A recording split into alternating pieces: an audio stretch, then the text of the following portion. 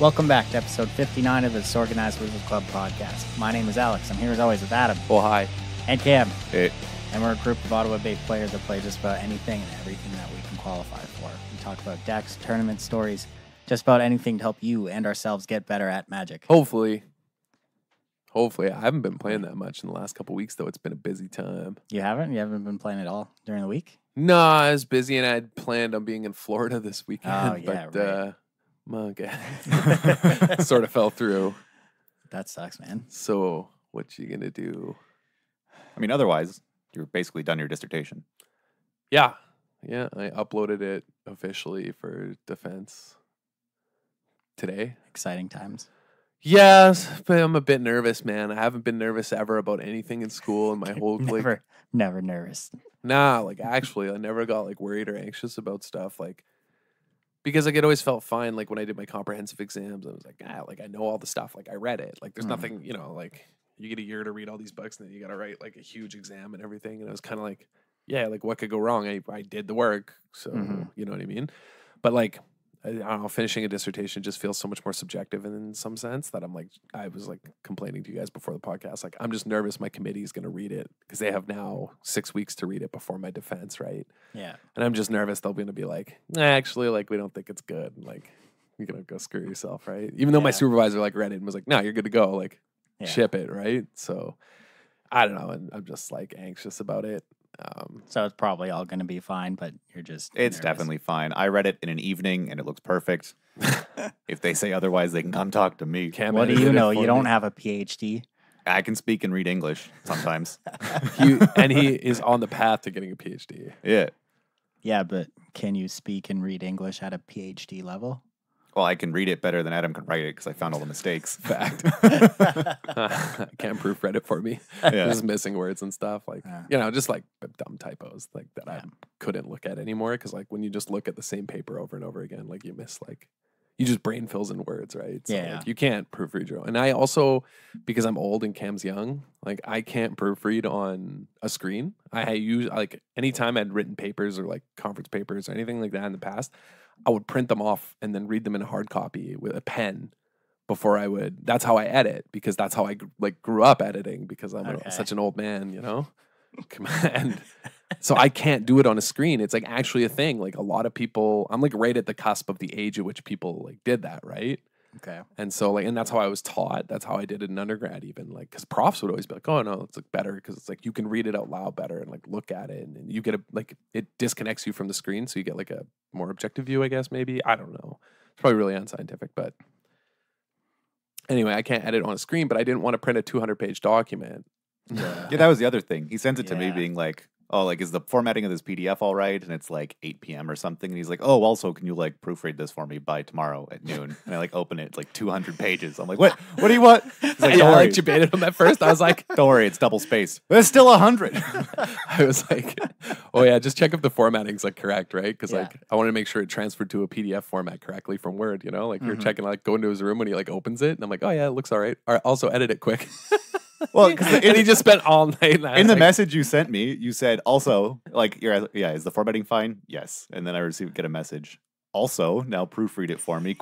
Lol. So I'm like, there's a lol. I can probably say no, but it's a pretty big deal. Yeah. Like, I'll read, and then it took like 8 hours. Oh yeah, it was like long. I was up until like no, it was like 9 or 10 hours. I like at one point I remember like going to my girlfriend and being like, man, Cam is still reading that. Actually, like I gotta buy him dinner or something. I kind of feel bad. He's just like grinding on that thing. It was like 4 a.m, and like the last half of I sent I to him at 5 p.m. Yeah, and like the next day, Adam's like, "Oh, like did it make sense?" I'm like, "Yeah, the first half made sense. The second half was just like a disconnected string of sentences. They're all grammatically fine now, but like I couldn't put any of the ideas together. It was just sentence after sentence. Not because of like any failing on my writing. No, that he stopped reading it for like clarity and content because he was just reading it sentence by I sentence. stopped doubling back to like understand things. Just just checking grammar and stuff. These words in these order, retaining anything. Sound right when I read them. So like, anyway, if you guys are looking for some stuff to read, Wizard's Tower sells comic books as well as Magic singles.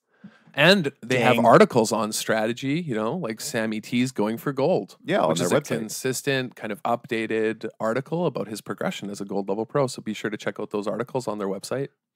Wizardtower.com. For all your single needs.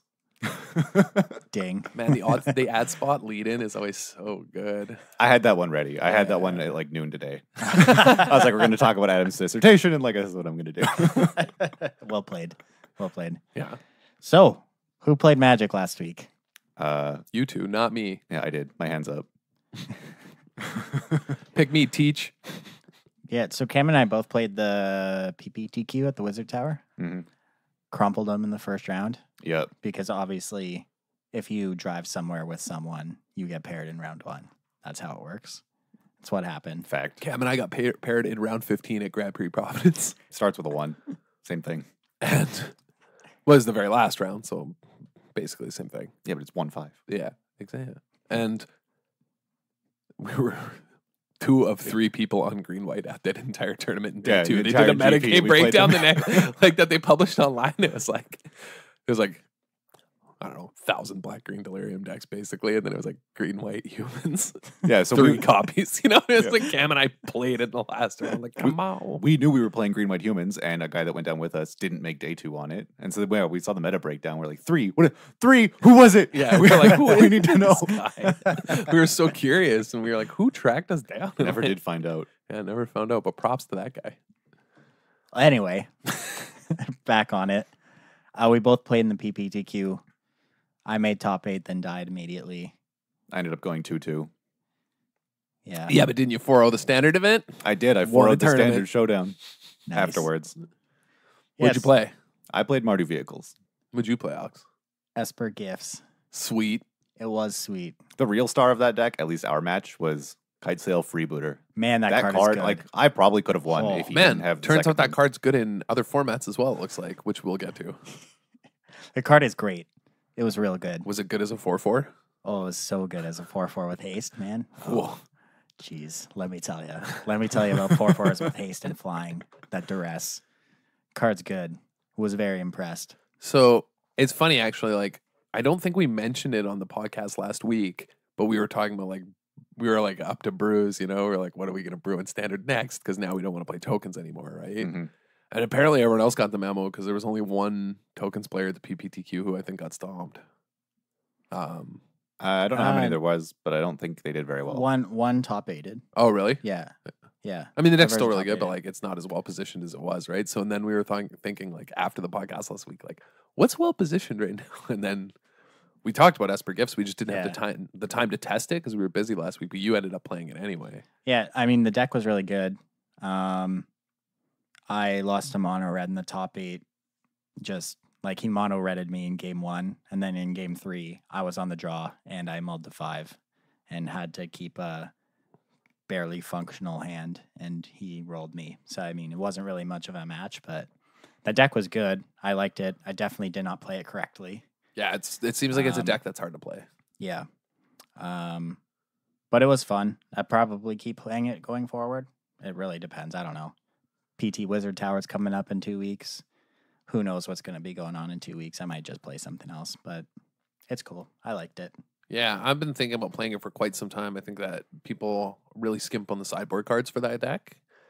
And there just aren't a lot of sideboard cards for it. Although main deck Confiscation Coup is really obnoxious. Yeah, that'd be really bad. If they take your gift. No, you have freebooters. Not a problem. Don't care. What are they going to do? Confirmed. That card just solves every issue. Apparently. It was so good. Yeah. I cannot talk about that card enough, how good it was in that deck. Huh. Loved it. Yeah, I believe you. Yeah. Were you playing 4 Angel of Invention as well? Oh, yeah, of course. That's a bummer you lost to mono red. Hey, I feel like you can beat. I feel like the first couple turns, if they curve you and they mono red you, you can just die. But post board, you have Sunscorch champions probably. Yeah. And you have to. I feel like post board, you kind of have to get unlucky to lose that matchup. I multiplied. Right. So I did. I feel like they also have to, even to win game 1, I feel like they have to not curve you. They have to mono red you real hard. He finished higher as a higher seed, so he got to be on the play. Mm-hmm. And yeah, I don't know. I can't really remember how the game played out, but I'm pretty sure he just mono redded me. and I just couldn't keep pace. My cards weren't good enough. Yeah, like I feel like that's how they beat you because like if they have a kind of medium or slowish draw where it's like a bunch like they have too many abrades or shocks in their hand, they're just done because like Angel of Invention is gonna crumble them. Yeah, like they can be Baneslayer Angel, obviously. Like when it comes back as a 6/5 or whatever, like Hazaret can do many things, and that's not one of them. Yeah, it's not being a 6/5 lifelinker in the air. Like 6/6. Sorry, 6/6. Oh, it's a 6/6. Yeah, Geez Louise, even better. Yeah, it just blocks Hazaret. Yep, that's nuts. I know. It's pretty good. Yeah, I think the deck's well positioned. I think it's like actually, and we talked about this after the show. I thought the deck was like well positioned against Teamer, but you didn't really play against Teamer much. No, I didn't play against a single copy. That's bizarre. Yeah, no, my tournament was Cam on Mardu Vehicles in round 1, Mini Ron on Sultai Energy round 2. Then he was playing Mini Teamer. Then Blue White Approach in round 3, and then Grixis Primal Amulet in round 4 into a draw in round 5.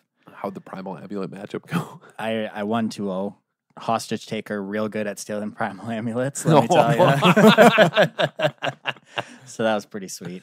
I always forget that Hostage Taker can take an artifact. Oh yeah. That card's messed up, man. Well, my opponent just couldn't never set up in the first game because I kept stealing it, and then by the time he actually got to flip it, I was killing him.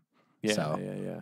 It didn't matter. It's too much. Like he needs way too much removal to keep pace with you, and you have disruptive elements to take apart his hand, right? Yeah. So the deck was sweet though. His combo finish was cut to ribbons, copied, or torment of. Brendan DeCandio played this deck actually on stream at the beginning of the format. Yeah, because it copies Torment to Hellfire. Yeah, because it copies the X converted mana cost, right? Yeah. So I saw him copy it for like 12 against Blue White Approach in the last round. It was great. Oh, I'm gonna spit my water out on that one. It was good. That's a lot. Yeah. I wish it was multiple triggers like Storm. So you could be like, all right, first trigger, take 3. Take 3. Take 3. Any response? Okay, hold priority. Fatal Pusher guy, take 3. No, I don't know. Like the version of Blue Black Gifts I played was pretty much just Brendan Nicandio's from the Classic the week before. Yeah. It was like Blue Black Gifts, so it wasn't playing many white cards.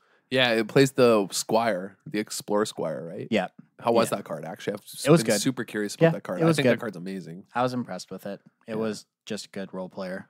1/2s, man. They're too good these days. Yeah. That deck's a bunch of 1/2s. Minister of Inquiries. Yeah. But yeah, it wasn't playing anything like, it didn't play Trophy Mage, didn't play Charter Course, no strategic planning, no refurbish, no Cataclysmic Gearhulk. Huh. Yeah, it was how you put stuff in the bid? Minister, Explore. Right. You were playing one copy of Search for Azcanta. You have Champion of Wits. You have Champion of and Wits, Champion. Okay. Like I could still get stuff in the bid, but I just definitely I misplayed a couple games where like you just always mill with Minister. Like playing against Blue White Approach, there was I think in the third game I played a couple Ministers early and was attacking with them. And I should have just been filling the bid because at a later point I couldn't play a Gate in the Afterlife from my hand and immediately crack it because I just was short creatures and I could have given up a few points of damage to get more cards in my bin. Right, like it's the deck you kind of want to stick to your game plan even in every matchup even. Yeah.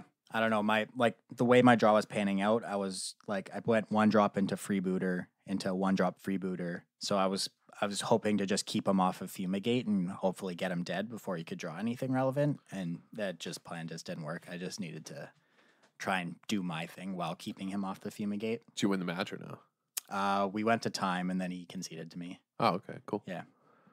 Huh, right on. Yeah. Any like changes you'd make to the deck going forward or like? Well, I don't even know. Like it was the only tournament I've played it, and I'm kind of interested to see what it would be like playing more white cards, playing like a refurbished version. I think I probably want at least a couple copies of Trophy Mage in the deck because like your deck it doesn't really do anything unless you can get a gate, draw a gate, and if you just don't draw a gate, you're kind of just floundering. Right. Also, post board it lets you find Aether Sphere Harvesters. For the mono red matchup, if you want them. Yeah, I didn't play that card in my board, but without Trophy Mage, Mage, like if you had Trophy Mage. But I think with Trophy Mage, it's actually like really sweet. Like that's a sweet sideboard card then. Mm-hmm. And then so going forward, I'd probably play a few copies of Trophy Mage, but there's no real consistency in the Esper decks that I've been seeing online. They're all kind of like some are white, some are black. It's just all over the place. No real like solid like this is the best version. You should play Bug, so you can either go get your Aether Sphere Harvester or Lifecrafter's Bestiaries, so that you can draw cards versus control. Yeah, but then I don't get to play Angel. And that card's great. Sure. Right. Yeah. Just discard it. Yeah. Just play 4-color. Yeah. I did cast it once though, and You they don't won need me to be the able to game cast it. because I cast it. I don't know. I think it's important to be able to No, cast it's that card. yeah, it's very. I was just 4-3 kidding. sucks. It's like 6 or bust. I was just No, so it's a actually 2-1. I It's a 2-1 remember when you cast how it. the conversation started actually about Godfarrow's Gift. It's because we were joking about playing Pummeler. And we were joking about playing. Remember, we were joking about playing Pummeler in our Godfarrow's Gift deck with Trophy Mages. So you could either find your gate to the afterlife with your Trophy Mage, and once you get that set up, you find your Pummeler, and then you have energy from your Minister. You don't need to pump your Pummeler if it's a 4-4 already. Yeah, you just pump it once, take 8. We're like, we can use it to find this, then find your Pummeler. And if they kill your Pummeler, you just bring back your Pummeler. Because we were joking how You don't need blossoming defense. You just go all in. Kill it. All right. Go. Because we were joking because our buddy played Pummeler recently at like a standard event. He actually went like he just missed top 8. He got like 9th or 10th or something. He was just out there pummeling. He was playing blue-green Pummeler. Just super all in. Yeah, 4 Trophy Mage and like no Harness Lightnings because he's blue-green. Yeah. Like 4 Trophy Mage to find Pummeler, like Cubs in the board, and then just like his deck was like Trophy Mage, Pummeler, and Hydras. And then like Pump spells and Woodweaver's Puzzle Knots. Woodweaver's Puzzle Knots made to make energy for his Pummeler. Because it's good against mono red. And he needs something to do on turn 2. Oh, and 4 Servant of the Conduit. And he's playing 4 Dive Down. Like +0/+3 and Hexproof. And Blossoming Defense. Oh yeah. And 4 Crash the Ramparts or whatever. Get +3/+3 and Trample. Nice. Dude, it was, and like 4 larger in life. It was like all in. Like I watched him beat Teamer though, like multiple rounds in a row. It was like hilarious. How are they gonna beat that? They're too slow. Like that's what happened. They were just too slow. Like he just like Harness Lightning it. All right. Pump it a bunch. Yeah, we just dive down and then kill them the next turn. Yeah. Like that's what happened like every time. Like he would just, he's playing like a tune too. It was like every energy thing he could get. Once the Pummeler lands, like he would just wait until turn 4 with like a dive down protection. Like if they don't have double removal spell, the game's over. Mm-hmm. Seems good. Yeah, I mean, it wasn't good, but it was hilarious watching him pummel people.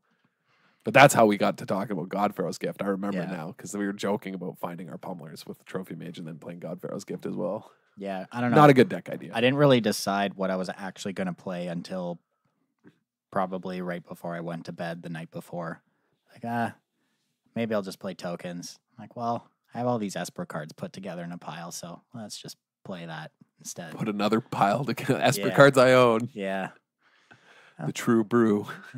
I mean, it was fine. Made top 8. I think, and we talked about this just before the podcast started, right? Like in standard right now, like I think like right now, like you can really innovate, man. You can play like anything you want. Like, yeah, Teamer's best deck. And like I've had people like, we had somebody ask us, like Cam and I, like, how do I possibly beat Teamer and just play against it all the time? It's like, lots of like decks can beat that deck. Like, there are They're cards. just not the 3 that were being played at the time. Right. Like, having said that though, like I don't think you can beat Teamer every week. Like they can adapt so easily, like to decks that are a problem for them, right? Like yeah, but if you just keep playing crazy things, yeah, they're a mid-range deck. Like, they can't play enough. They answers. they can't be good against everything. If they're just in a deck to be better against the new thing, then some old things can gain ground on it, right? So right, like I don't know. This standard format's like so healthy. I think people can like be innovating. Like Cam this week played like a crazy deck. Like yeah, I think I mentioned it last time in passing on the podcast. Yeah, we were joking about it. Yeah, I mean, you were joking about it. I mean, I helped put it together. But yeah, like after the PPTQ, I was hanging out with LP and we like went back to our place and I'm like, all right, I'm gonna proxy up this deck. Like, I have Mardu and I have Teamer, and you have like some of your decks. Like we just played some games, and it seemed all right. So this was green white growing rights. Well, okay, so I'm calling it Cat's Cradle because it's playing Adorned Pouncers and Oketra, and it flips into like growing right flips into Cradle of the Sun. So I think this is a pretty A+ name. That's acceptable. The only reason you really need to play a deck. Also true. But yeah, so it's an Oketra's Monument deck as well. You just make 1 billion tokens, play a Growing Rights, it flips. It's also an Oketra's Monument deck. This deck's just everything is playing the green white gods, like it's playing Ronus and Oketra. Yeah. Monument. Anyway, Cats. Yeah, you play your Growing Rights, it finds either Oketra or Ronus, because you're playing 6 of those cards in total. And then you cast those for cheap. And then your Growing Rights flips, and you either dump all of this mana that you have from your Oketra's Monuments tokens into more tokens from Oketra, or into Ronus on any of your various double strike creatures, making, like a 14-1 double strike. Or like a 10-6 Cam actually double did live Cam did live the dream. multiple times. It was like surprisingly consistent. I went 3-1. He actually did what he's like he played against the tokens player, and he was just like, have fun blocking. Like Ronus, you know what I mean? Like just double strike and trample. And like I expected to have a good tokens matchup, but it was like very good. He like cast out Oketra, and then I earlier he had pushed an Adorned Pouncer or something, so I like got fumigated. My Ronus stuck around. Made an Adorned Pouncer and like something else, made a bunch of tokens. The next turn, like, and just pumped the Adorned Pouncer and he died. Yeah, like they're overloaded on like bad card, like or on like do nothing cards, right? Like they can't just kill everything over and over again. Eventually, one thing will stick, and when it does, Ronus gives it trample. It's lights out. Yeah, so I tried this deck. I played against like a variety of things. Like I played against Red a bit. I played against Teamer. Played against tokens. And yeah, I didn't expect it to do well. It was more just like an attempt at a proof of concept, and it was like surprisingly good. You kind of like have to know how to play against Teamer with it, which is surprisingly, you just let them hit you with Cub for the first couple turns, and you let them do whatever they want. Because once you have a monument set up and you're like casting things, and you have like an Angel of Invention or something in the air, they just can't ever get through ever again, and those ground creatures don't matter. It doesn't matter how much energy they made or how big they made their Cub. It's actually better if they don't make it big, because then you have to fight against Thopters. Yeah, that is like something actually it's really always interesting with like the Teamer deck in general. Is like sometimes people don't see that happening, right? Like they'll go in on their Cub when it's like, this Cub doesn't matter even if it hits for 8 or 10. Like you can't go in on it because now you can't win later with your Whirler, which you could have won with your Whirler Virtuoso if you still had 16 energy, instead of putting 8 counters on your Cub. Like you could have just Thoptered me out. Like, yeah. And then Teamer has actual 0 ways, unless they're playing like the 1 commit to memory, but they have, which I think people are cutting, they have actual 0 ways to deal with like a 17-6 Oketra at instant speed. So that usually kills them. Yeah, that'll do it. Like, I don't know. Yeah, that's why I think Teamer's like good as the best deck though, like too, right? Like in the Y standard's like so healthy right now. Like I think standard's awesome right now. Like I want to play a bunch of decks. I think a bunch of decks are viable. Like, yeah, it's the best deck, but like it's so beatable. Like you can beat it. Sure, it wins consistently because it's the best deck, but like it's just a good mid-range deck. And whenever a mid-range deck is good, it's usually like very good. Right? Think about like Thragtusk era, right? Like the mid-range decks were just nuts because Junk Reanimator. Yeah, well, that card, that deck was a mid-range deck too. It was just berserk. Like that deck was so berserk. Like Angel of Serenity. Oh, jeez, that card was something else. Oh man. But yeah, like whenever a mid-range deck is good, but like they're still fair, right? Yeah. Like they're not doing unfair things. You can beat them, and like also, and this is what I'm getting at. Like the reason I like it being a good deck is like it rewards like really tight play. Like if someone had realized like, oh wait, he's a monument deck, like I should not go in on this Cub at all. Maybe they beat you because they're able to make like 6 Thopters. Like who knows, right? Like, and so I like that Teamer is a deck that is just filled with decisions, right? Like I think it's very good. Like I think when you play Teamer, like you make a ton of decisions.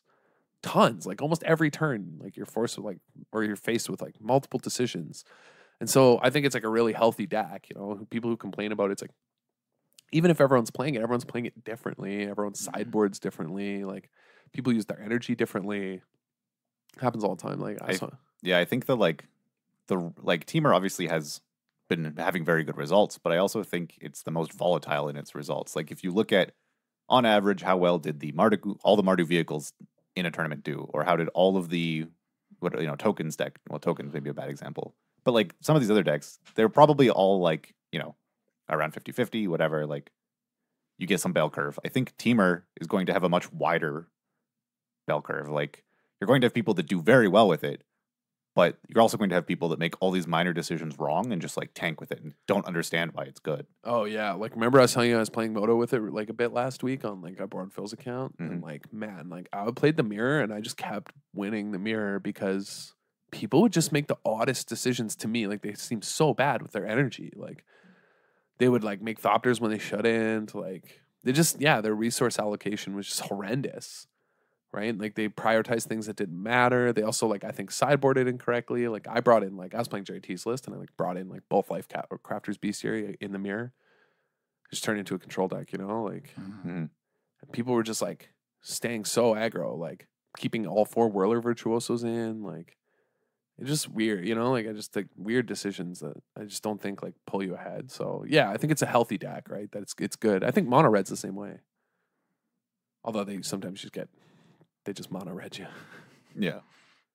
But there are still like variations in results based on like decisions. Like, do I throw away my creatures and send my burn spells face? Or do I use my burn spells as removal and try and preserve my creatures? Like that matters a lot in matchups. Yeah. And it's very easy to make that decision wrong. Face is the place. Speaking of though, I played with Hazaret in this Mardu Vehicles deck for the first time. Haven't actually played with that card before. It is quite good. Hazaret? Yeah. Yeah, dude, it's nuts. Yeah. I remember saying that when we were testing for nationals, because obviously I'm never playing mono red, like, right? Well, not expensive mono red. There's too many mythics in this mono red for me to like it. If I have a mono red deck, it's going in a plastic bag. But like, I played with Hazaret in testing, and I was like, "Oh my god, how's this card?" I have a funny story about Cam's Hazaret. I've myself have never played Hazaret either, but Cam was lucky enough, was kind enough to lend me his when we were playing in round 1. Yeah, it was a punt of mine. Where I had a Gate to the Afterlife in play, a Hostage Taker, and his Bowmat Courier. And I have 1 land up. He has a Caravan. He just plays a Hazaret and some guys that can crew the Caravan. So he attacks me with Caravan and Hazaret, to which I get to chump block his Hazaret with my Hostage Taker, which dies, goes to the graveyard, triggers my Gate, put a creature in there. Fatal Push his Caravan, untap, crack my Gate, get a Godfarrel's Gift, bring back Hostage Taker, steal his Hazaret, cast it immediately, and instantly win.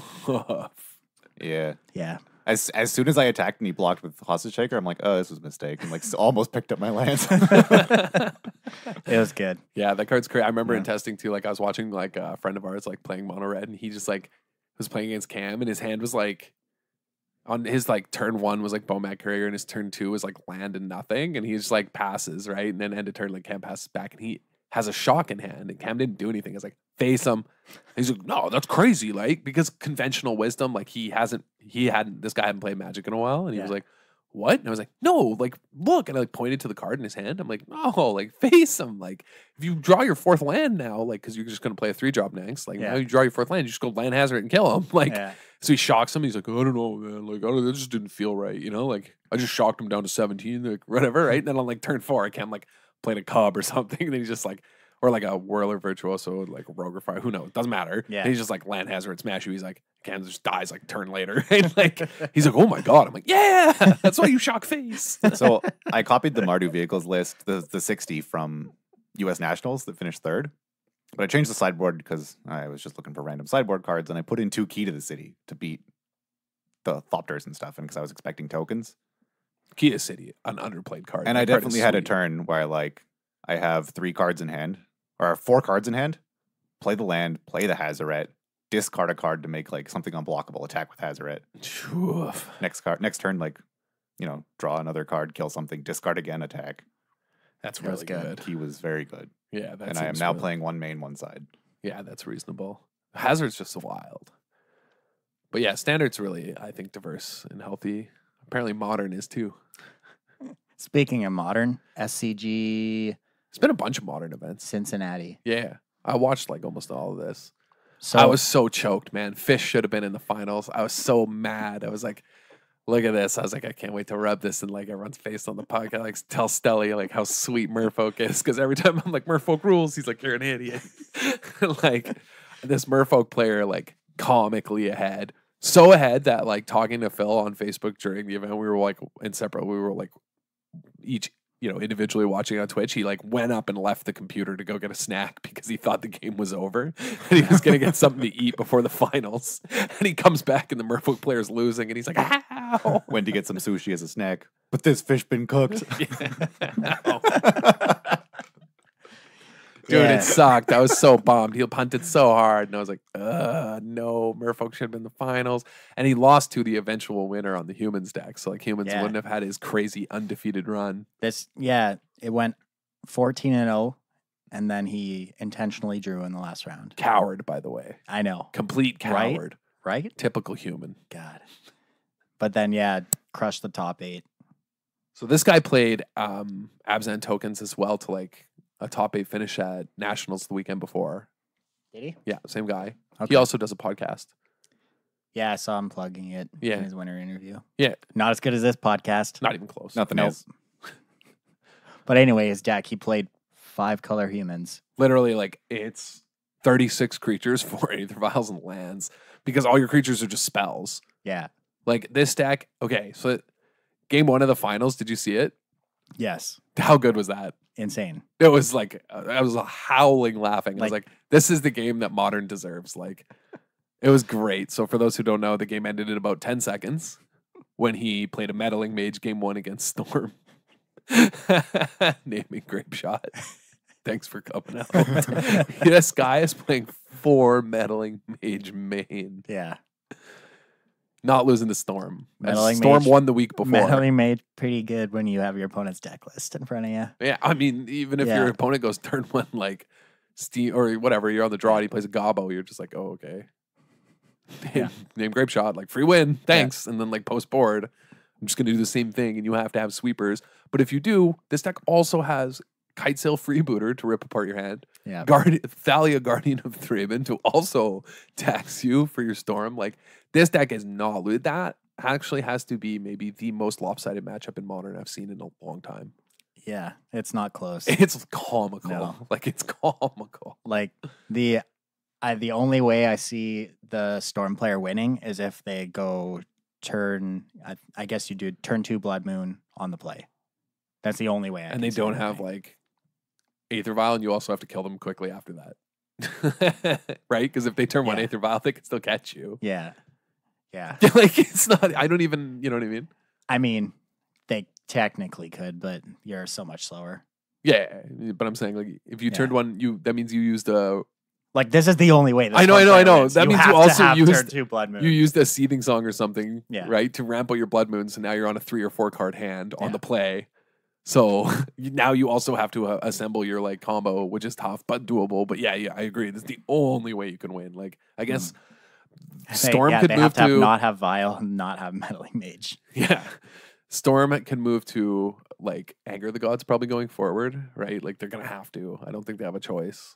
They also have to not have Thalia. Yeah. Oh yeah. There's a lot of. It's just impossible, guys. It's impossible. I mean, to be fair, this deck plays a single basic land, so Blood Moon is, like, gonna crumple them if they don't have the Aether Vial. So, like, yeah, Blood Moon is, like, the only way out. But like, this deck's comical. Yeah, like, I love 3 Mare of Averbrook. Like, this deck's got it all. Champion Mantis Rider, man. Mantis. I was so excited when I saw Mantis Rider on camera. It was was like, so best good human too. in A. Oh yeah, dude, it's nuts.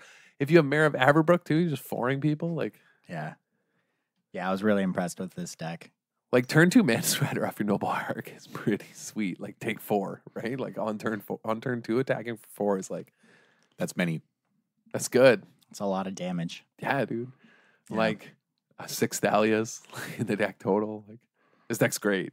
3 Reflector Mage. Man. Old LT. One of the only aggro decks I ever loved playing was, like, decks with Thalia's Lieutenant in it. I love that card. Yeah, the green-white humans deck we were talking about. Yeah, I love Thalia's Lieutenant, man. I almost want to put this deck together. I mean, have we ever had a deck in Modern so utterly dominate like this? A tournament? Like, even in Eldrazi Winter, did Eldrazi Oh, yeah. like, but that, like, we can't even count that because that's an abomination. Yeah. Like that shouldn't have happened. And besides, during Eldrazi Winter, Fish was still kicking people's teeth in. Yeah, no, like we still weren't seeing Eldrazi decks XO a tournament. It's Modern, like, shit still happens. Oh, they did. They did. Really? Oh yeah.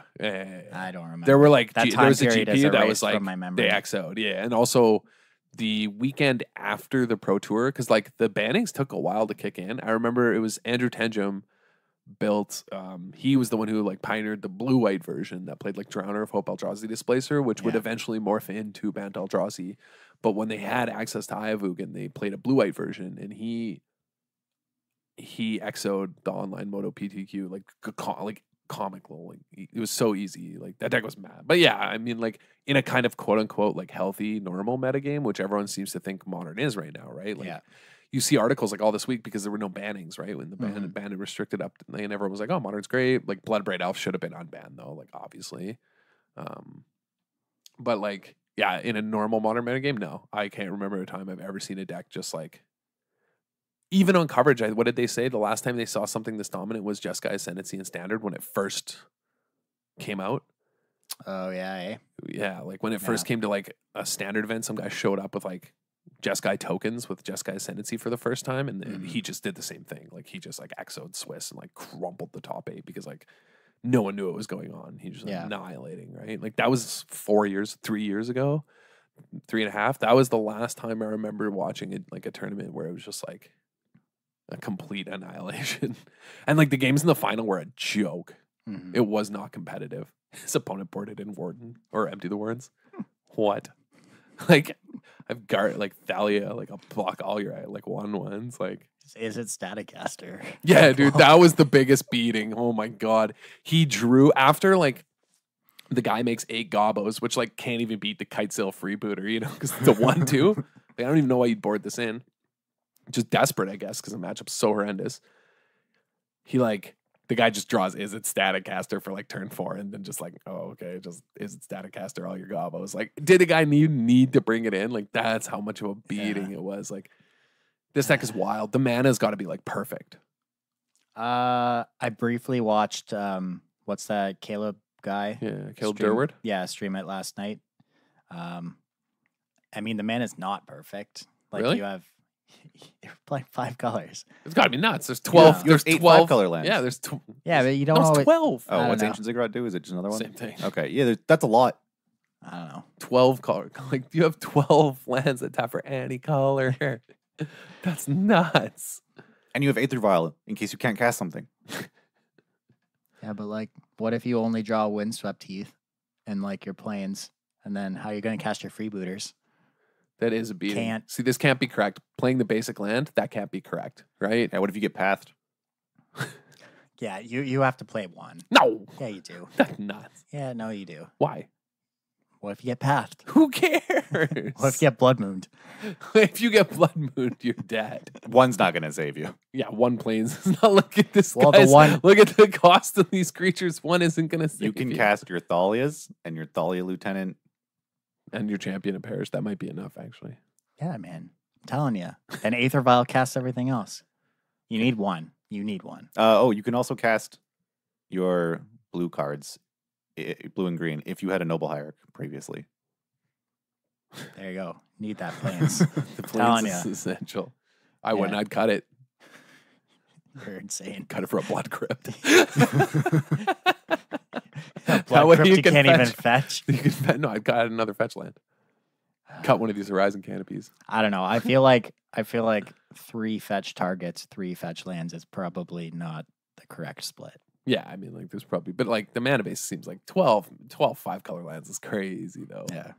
To be fair though, one problem is that Ancient Ziggurat doesn't tap for Aether Vial. Oh, it doesn't make a colorless mana. It only taps for any color if you cast it for creature spells. Yeah, but you're playing 36 creatures. I'm just saying, man. You'll have another land that's not a Ziggurat to cast your Aether Vial. But yeah, this deck's wild. It looks super fun. It's like hilarious that a creature deck. But like the reason we brought this up is like Modern's kind of interesting, and then like the metagame is like I think shifted very quickly for Modern. You know, like I generally think about the older formats. Like the metagame takes so long. Like for example, like Cam was talking about. Like, why did it take them so long to get to Storm being like one of the best decks, right? Like, yeah, because it's because people have pet decks in Modern and they don't switch. Yeah, but yeah, we were talking about this, like looking through the finals or the top 8, and there was a Storm deck, and you guys started talking about like how good that deck is, and even though this top 8 is very hateful to Storm, like 1's still top 8, and the deck's still very good. But if you look at the list, there's nothing new. There hasn't been anything new since Baral. And it wasn't immediate, like it wasn't dominating or this good. Well, Immediately after Baral was printed. There's an opt now. Oh, yeah, they're playing like 2 copies. Yeah. I don't even think it matters. It still matters. Nah, but like that's what put it over the edge. But like, yeah, that's what broke. Yeah, it. that's what did it. But I think Ban people have just also been long or like always avoiding playing Storm because it always gets banned. Yeah. And I think like it's just like one of those people decks kind too, of like, expected it to get banned again. I know, and it didn't. Yeah. But like the reasons the metagame for Modern has been so interesting though, because it was like Death Shadow, right? It was like this unbeatable deck. And then it turned out it was very beatable and very healthy and like very good, that it was like a good deck in the metagame. And you saw like Eldrazi Tron doing very well, and then people started playing a lot of Valakut decks because they had a good. I didn't believe it until I played a Valakut deck at a tournament, and, like just crumpled Death Shadow over and over again. Like had a good Shadow matchup, but like that deck does not have a good Storm matchup, right? God, and so no. the decks designed to beat these Death Shadow decks couldn't beat the Storm deck. So the Modern metagame adapted like very fast, and then Storm wins SCG. Not last weekend, but the weekend before. And then this top 8 is like Affinity, Infect. Like, if you let your guard down in Modern on Affinity, like you're getting roboted, like very quickly. Yeah. And then, this Humans deck, which is just so wildly hateful to Storm. Like, this top 8 is kind of crazy. It's all over the place, right? Black, white, Eldrazi taxes, Death and taxes, like a white version. Like, this is literally a top 8 of decks that hate out Storm. And one Storm deck. And then a Storm deck. Like even Counters Company, and which the Storm deck came second. Yeah. And it lost in the finals. Yeah. Like even Counters Company though, like got 3rd place, but like, and I think that deck is horrible. It's super bad. But it has an okay Storm matchup because you can race them. Yeah. Like you can kind of interact and just combo them really fast. Like, and you have good sideboard cards. Like, but the Humans deck, man, does he even have a Sworn Canonist in the sideboard? I'm curious. I don't think he needs it, but that is also a human, which I find outrageous. Yeah, he does. Yeah, 2 copies. So, like, this guy's this guy's deck list is like 12 main board hate cards for Storm and then more in the board. Yeah. But like, man, Zathrid Necromancer. Yeah, that was my next point. That's hype. Whoa. Anafenza, like one SCG writer made a joke, like, when's the last time you saw Anafenza and his Staticaster together fighting on the same board? He puts it on a tab creature too. Oh. Yeah. Wow. That is a combo. Yeah. I don't know. This top 8 is sweet. Modern's wild. Yeah. I am, again, though, nervous for the Pro Tour, but that's a long time away. Modern is like pretty wild right now. Your boy Tron not doing so hot though. Karn having a rough take. Tron can't win anymore. Yeah, not enough colors. No. Yeah, it seems both SCG events I would see some day 1 coverage, and Tron was doing well. Like EXO top tables, day 2 dead, just dies immediately. Just doesn't have a strong finish anymore, I guess. Why do you think that is? You can't beat Storm. Yeah. You just can't. Even if you had chalices in the board, you don't think it's not fast enough, eh? Well, like regular Tron can't beat Storm. Yeah. And I guess if Eldrazi Tron doesn't have chalice, they're dead. Yeah. Right? Like, yeah. I don't know. But most of the versions of Tron I've been seeing now are all playing black.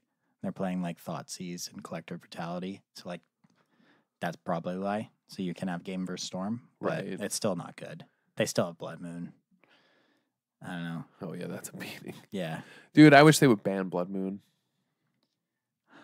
The card is evil. Yeah, but like they should just ban 8th edition. No, they can't play Tron anymore. They can ban Tron too. No. I don't know. Like, you don't play Tron anymore anyway. Yeah, I know. It just sits in that little bedside table you're on right now. Cool. Yeah. Rip Tron. I can't remember the last time I played Modern. I can. The last time we went to Tower after was it after we podcasted? Yeah, I believe so. And I got crushed. Yeah, I didn't have a great time either. Yeah. Typical Modern Yeah, experience. story of my life. Oh yeah, we were playing Modern Bingo. Yeah. Which they played That's on when we SC came up with Modern Bingo. Yeah, which they were hilariously playing on SCG this weekend. Yeah. They stole our idea. Man, coverage was great. Metagame steals our calls for decks to play. SCG steals my game of Just another Modern. thing we were right about. I'm just, I'm sick of it. Yeah. I'm sick of always being right. I like burst out laughing. Like I was at the tower and I like read on my phone. Someone was like, "Oh my god, they're playing Modern Bingo on SCG," and I was like, "That's like the last thing. There's nothing else that we can be right about." Though their version of Modern Bingo wasn't the best version. Well, No, that's the version we came up with. There's room for improvement. Though, like the bingo card that I made is like way better. Not available for the public though. that one's not going public. No. Keeping that Modern Bingo for ourselves. So like there's really not much. Like next week, I guess we can talk about the Pro Tour and like what we think will happen, right? And probably be wildly wrong. Maybe for once, who knows? Well, we're never wrong.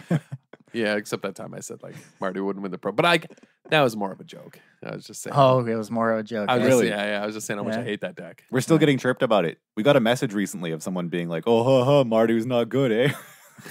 It's like one of the best decks right now. Yeah. They were like, "I'm not going to win the Pro Tour," right? And I just wrote "fact" in all caps when I responded to them. Just going out on my shield. Stupid smart decks. But like going forward, like what would you play in? What would you play going forward in Modern and Standard? In Modern? And Standard. And Standard? Let's go play Modern next week. God. I don't have Modern cards. All I have is Tron. Yeah, there you go. Play Tron. I play Tron.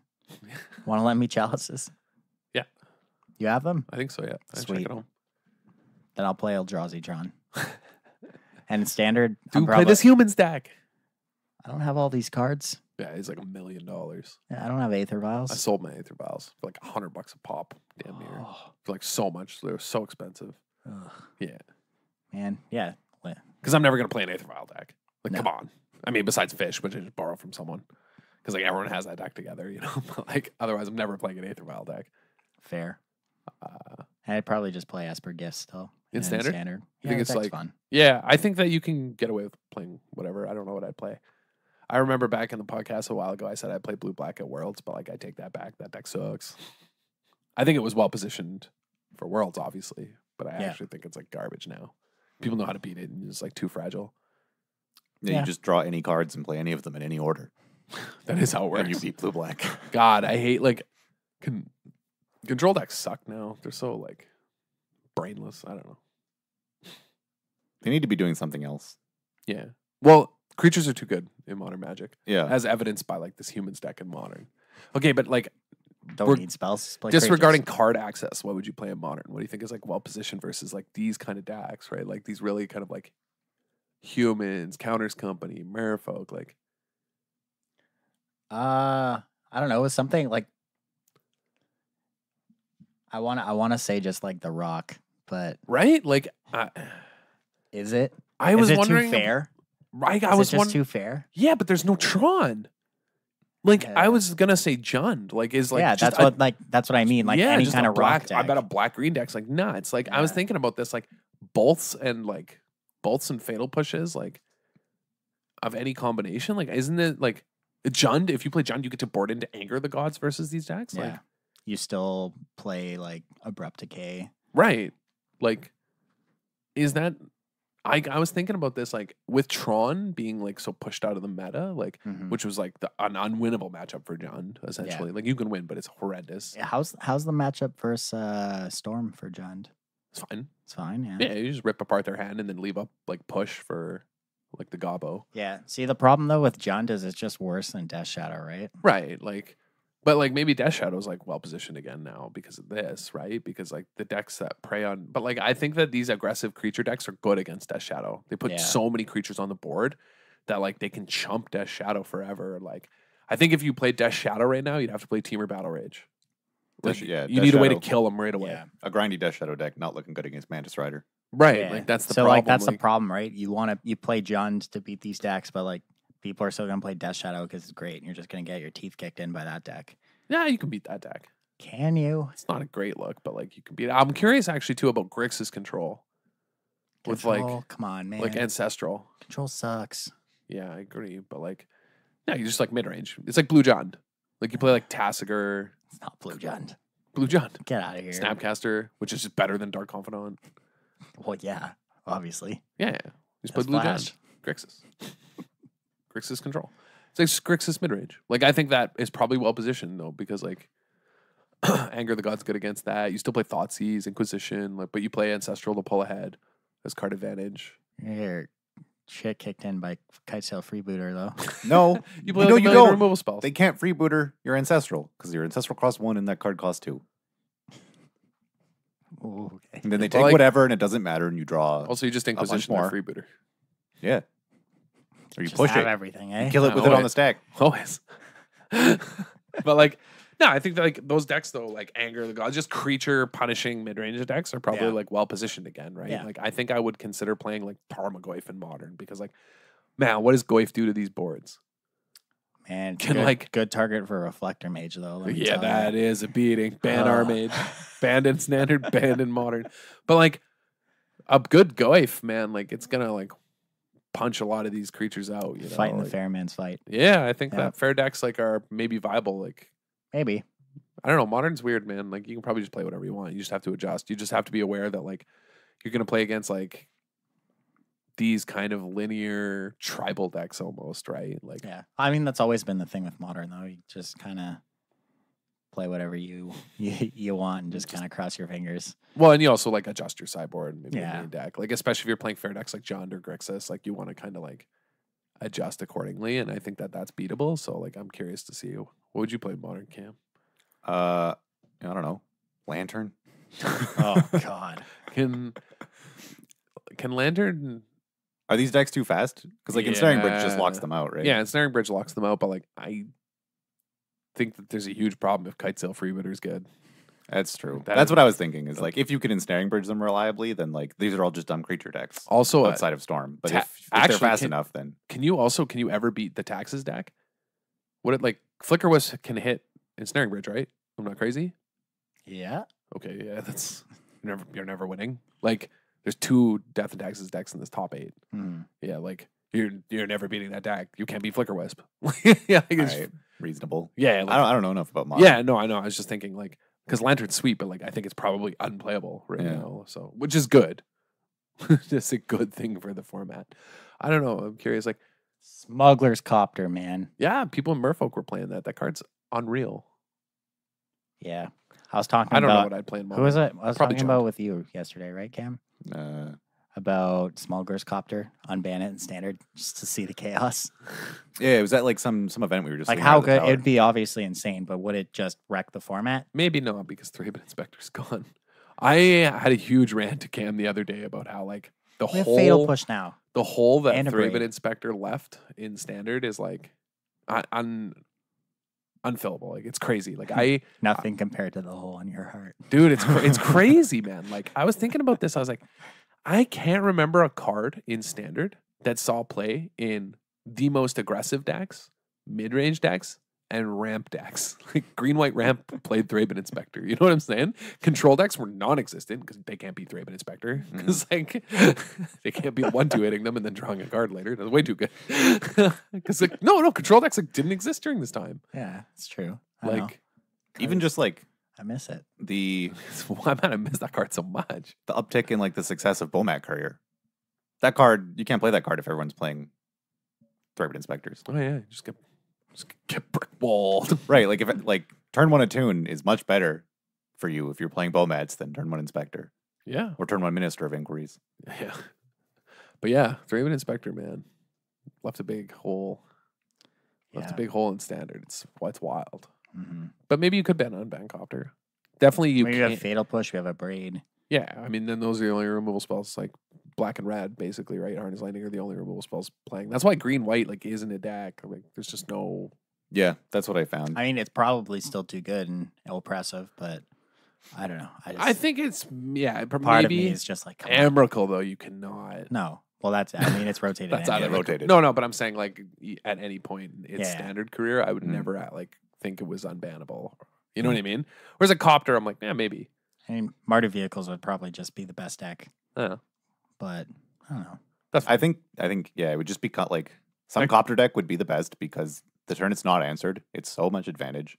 Decks would be warped. They would have to play a bunch of answers to Copter. Like, it would do the same thing it did. It would limit deck building, and you just end up playing a bunch of mirrors of, like, Mardu Decks vehicles. already play all these answers, though. Yeah. Yeah, but because of Cub. But you'd be forced to. Yeah. Because, like, we already have that problem in Standard because of Cub. Cub is the same thing. If you left unanswered, you just lose. I guess, but like, but I was just talking earlier about how, like, my strategy was to not answer it because then I could blank it, and like tokens blanks it often. Yeah, well, there were decks that ignored and Copter. Like, right, or even like, think of the power of. Okay, so this was a point I was going to bring up, but if you look at like MTG Goldfish right now, with the exception of blue-white approach, every single deck is playing black and or red, and you have to because that's the only good removal spells in Standard. But the blue-white deck gets by on the power of Fumigate.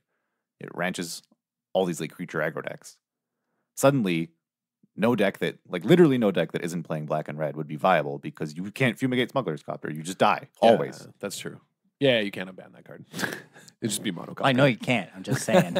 Yeah, it would be like Mardu Mirrors or whatever other deck takes advantage of Copter, and like maybe one deck that's just like playing all the removal spells for it. And then Glimmer and Torrential. Yeah. Like, just Grixis controls 4 Abrades, 4 Harness Lightning, 4 Fatal Push, yeah, Gearhulks. That sounds like a hype deck. and then you can't beat the Scroungers. Huh. Damn. Scarab God. Vraska's Contempt. Yeah, it's just have all the answers. It's too slow. They've already looted 2 or 3 times. Why aren't we playing this deck? This deck sounds crazy. This is the deck like the Japanese players at Worlds played to like a 0-win finish, basically, by the way. Well, yeah, because it can't beat blue back. Yeah, confirmed. What are you going to do with all these dead removal spells? Not die. Yeah. Like, speaking of dying, Cam, you want to tell us the blowout? Okay. So this was the one we got a while ago. We're coming back to it now because we were talking. So yeah, if you haven't noticed, the sort of theme of this episode was, despite thinking that a meta is solved, like despite thinking that, you know, Death Shadow and or Valakut decks were modern, or for a while people thought like, you know, Temur is this unbeatable beast that like the meta is defined. It's going to be red and Temur. The recent events have shown that like some wacky ideas end up like just being good enough because of whatever reason. Temur shaving answers to your idea, like Mardu's good because they're shaving up raids, etc. Human's good because Storm was popular. And so in that spirit, from like a sweet Standard brew comes this story. So I forgot his name. Was it Jared? Yes. Yeah. Okay, so Jared was playing a black-green -1/-1 counters deck in Standard. which is sweet. Yeah, it's sweet. Tell me more. All right. Go on. So he's playing like obelisk spiders and like, you know, various counters. Various unbeatable limited cards. Right. If it's good and limited, it's probably good. Right, and push. Just like he's not going to lose to a smuggler's copter because he has push and he can block with an obelisk spider. Shrink it. That's actually nuts. Anyway, sorry. Yeah, it would just be obelisk spider, black-green decks. But yeah, so he's playing against Temur, and the game comes down to where Temur is going to full swing, and there's this massive cub, and if this cub goes unanswered, like I think there's a bunch of lethal threats, but if this cub gets through, then Jared dies, and he doesn't have enough blockers to block everything. So his Temur opponent attacks him with everything. Jared has like one card in hand. So his opponent obviously just serves serves with everything because he has to, because like, well, it looks like a free attack, like he's dead if he doesn't have anything. And so before blocks, Jared says, fatal push your cub.